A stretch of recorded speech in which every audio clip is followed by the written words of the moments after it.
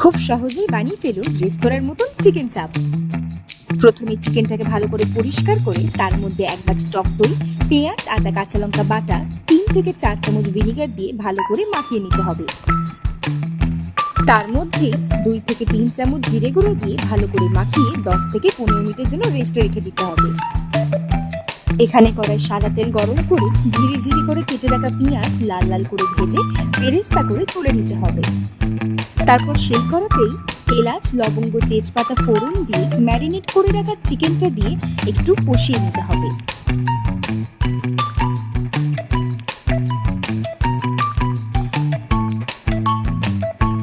এখানে চিকেনটা জল ছাড়া অবধি কাজু, কিশমিশ, পোস্ত বেটে নিচ্ছি আর তার সাথেই ভেজে রাখা বেরেস্তাও বেটে নিচ্ছি।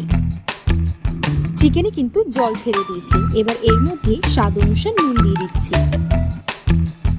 এবার এর মধ্যে একে একে বেরেস্তা বাটা, কাজু, পোস্ত, কিশমিশ বাটা দিয়ে ভালো করে কষিয়ে নিতে হবে। গ্রেভির কালারটা চেঞ্জ হয়ে আসলেই তার মধ্যে 1 চামচ গোলাপ জল, 1 চামচ কেওড়া জল আর অল্প মিঠা আতর দিয়ে দিতে হবে। তার মধ্যে 2 চামচ ছাতু আর 50 গ্রাম খোয়া দিয়ে ভালো করে নাড়াচাড়া করে নিতে হবে।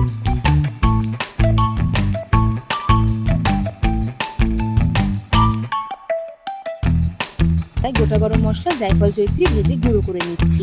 এবার গ্রেভিতে 2 চামচ ঘি দিয়ে গুঁড়ো করা মশলা ছড়িয়ে কিছুক্ষণের জন্য কষালেই তৈরি হয়ে যাবে সুস্বাদু রেস্তোরাঁর মতন চিকেন চাপ। আমাদের ভিডিও দেখার জন্য ধন্যবাদ। যদি ভালো লেগে থাকে তাহলে লাইক, শেয়ার, সাবস্ক্রাইব নিশ্চয়ই করবেন।